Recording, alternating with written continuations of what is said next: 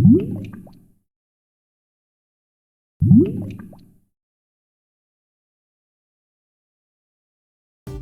cambio radical y total es muy difícil. Siempre que iniciamos un proyecto de cambio vamos a desanimarnos y frustrarnos si esperamos llegar al destino final antes de dar el primer paso. Lo que sí es más fácil y realizable es dar pequeños pasos, armar un plan y avanzar a paso lento, pero firme. El cambio mayor llegará en forma de pequeños logros apilados unos sobre otros. Pensemos en empezar por lo que nos resulte más fácil, así el progreso funciona como refuerzo natural para motivarnos a seguir cambiando.